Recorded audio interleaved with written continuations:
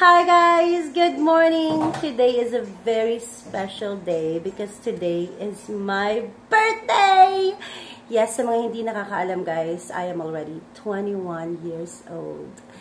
Alright, so, and today we are going to RR Beach with the fam. So we are just waiting for the rest of the fam. So I'm going with Mama and Papa and they're going to celebrate with me. So ipapakita naman sa iyo yung RR Beach since nakapunta na tayo ng Punta Almara.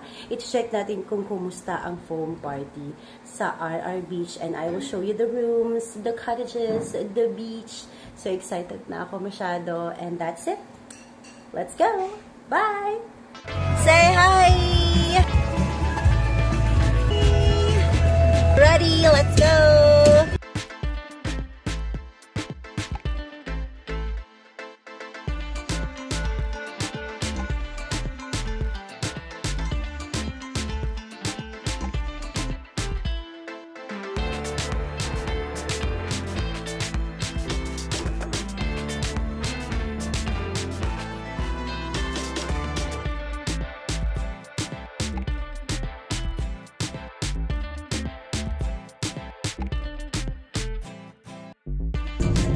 Dagat na!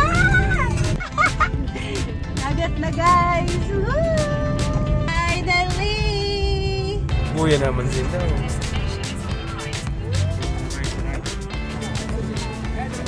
Mami!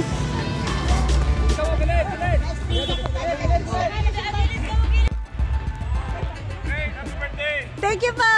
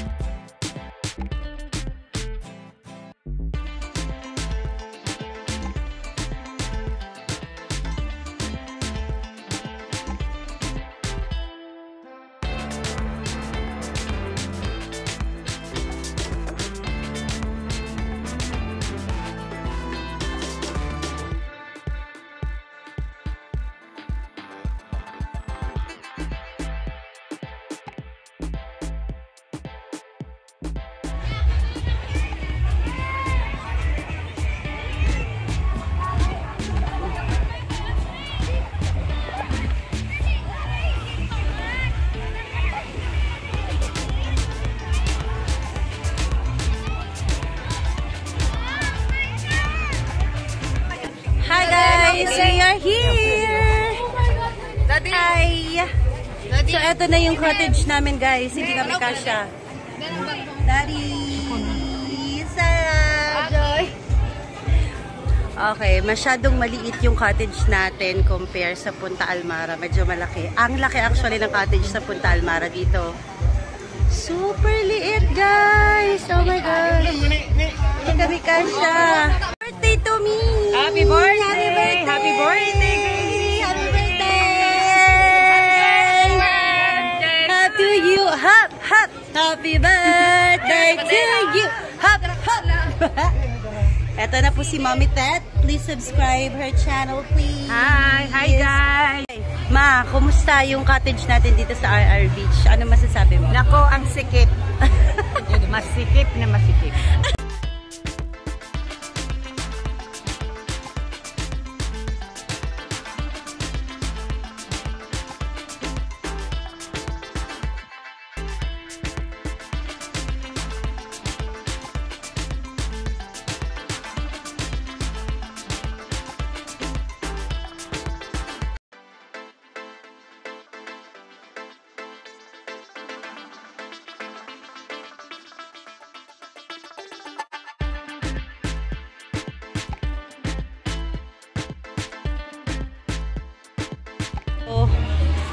This is the 1,750 room.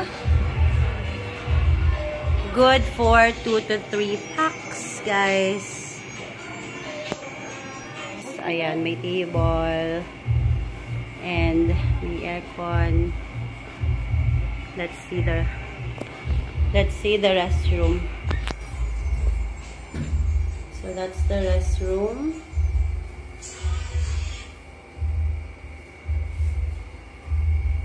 Let's check the water.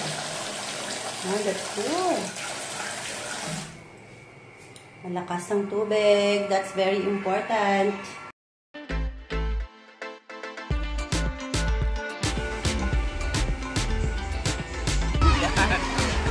Liam, love.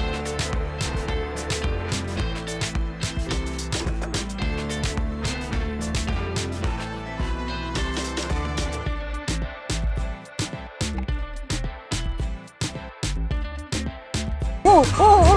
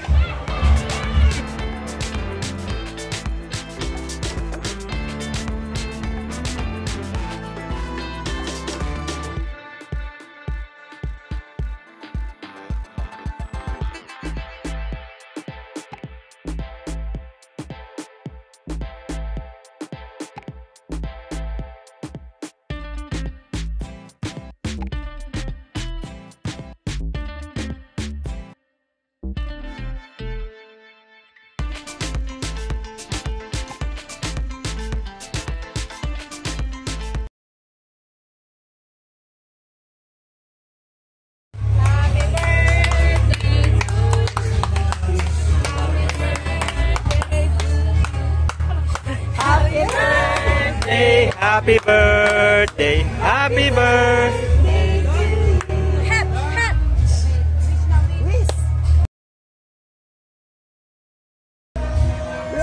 Hey, thank you so much, guys.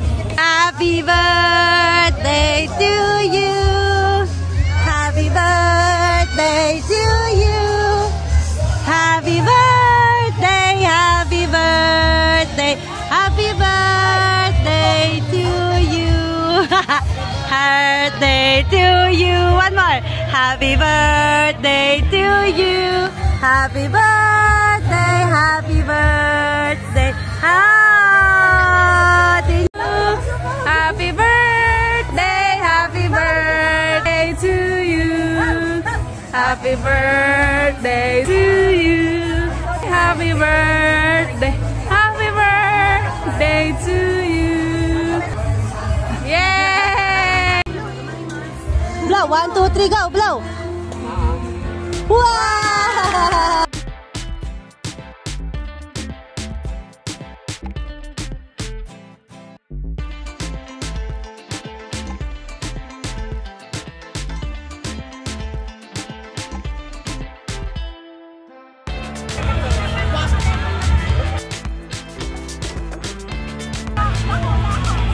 Ay, gagi! Mahulog ka!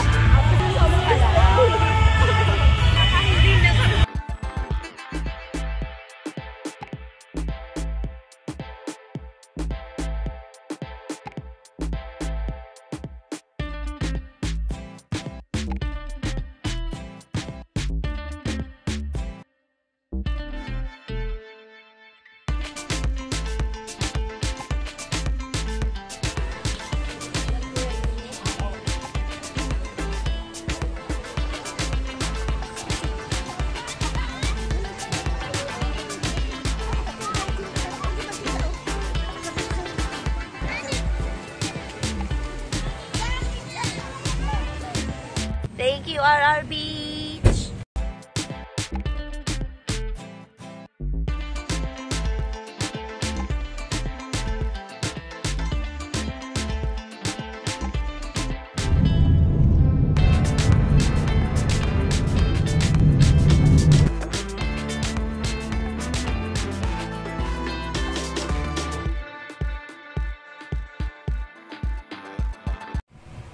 Hi guys! Welcome back to my vlog. So, eto na, magbibigay na tayo ng review about sa experience namin sa RR Beach. Well, yung entrance niya napakamura guys. 50 pesos lang yung entrance niya. Free yung entrance sa mga graduating students, mga senior citizen, and yung mga bata. Libre din sila, and yung tent nila is mura din. Meron silang 200 good for 2 packs, 350 good for 4 packs, and meron pang isang mas malaki, I forgot the price. So I guess kung kukuha kayo ng tent, kunin nyo yung 350 pesos. Kasi magsisisi kayo pag kinuha nyo yung 200 pesos, hindi kayo kakasya guys. Lalo na kung malaki kayong tao, katulad ko. Ayun. So, yung tent naman, kailangan mong maaga dun sa location kasi maliit lang yung RR Beach. So, konti lang talaga yung mapaglalagyan ng tent. And yung mga nagdala ng tents, mga sarili nilang tent, may bayad kung maglalagay sila dun sa RR Beach. And maganda yung place, kaso medyo nga lang masikip yung RR Beach. Siguro compared to Punta Almara, ang laki-laki talaga ng Punta Almara. Like, sobrang laki ng space. And yung cottage ng Punta Almara masyadong malaki. Talagang kasya yung 10 to 15 packs. Same price lang sila, 1,000 pesos sa gabi. If mag-overnight kayo, 1,000 pesos yung cottage. Pero yung sa RR Beach, masyadong maliit. Hindi kakasya yung 10 to 12 packs. Sabi nila kasi, good for 10 to 12 pack siya. Pero siya lang siya ng mga 5 to 6 na tao. Masyadong masakip talaga. As in, yun lang yung problem doon. And yung dagat ng RR Beach, mas okay sa dagat ng Punta Almara. Para sa akin. Kasi, yung beach kasi ng Punta Almara, sa umaga masyadong mabato. Pero na-enjoy namin yung beach doon sa gabi. And dito naman sa RR Beach, hindi siya masyadong mainit kasi madaming puno. So kahit mag-swimming ka hanggang tanghali, okay lang, hindi ka masyadong iitim kasi nga may shade siya and madaming puno. So masyado kami nag-enjoy doon. And mababaw lang siya, safe sa mga bata. Kaya mas gusto ko yung beach sa RR. Anyway, what else? Yung foam party, hindi namin na-experience, guys. Nakakalungkot kasi hindi kami nagkaintindihan ata nung staff doon. May tinanungan yung brother-in-law ko kung meron bang foam party nung gabing yon. It was Saturday, and sabi nung staff, wala daw kasi wala daw equipment. So, akala namin talaga walang foam party, kaya nag-inuman na lang kami sa beach ng family ko. And like, pag-check namin mga 10 o'clock PM, meron palang foam party. So, nakakalungkot. Hindi kami nakapag-vlog. Okay naman yung foam party niya. Hindi lang kami nakapag-kuha ng videos. Masaya naman. Okay naman. Masaya yung crowd. Pero kung i-compare mo siya sa Punta Almara, mas grabing saya sa Punta Almara kasi magagaling yung DJ. Ganda yung mga sounds. And malaki talaga yung space. So, mas okay yung foam party sa Punta Almara for me. So, ayun guys. Thank you very much. And yung tubig sa RR Beach, okay yung tubig nila. Thank you. Nakapagbanlaw kami ng maayos. Sa Punta Almara, wala masyadong tubig. As in, wala talaga. Actually, nahirapan kami dun magbanlaw. So, that is it guys. Thank you very much for watching. And see you on our next vlog. Bye!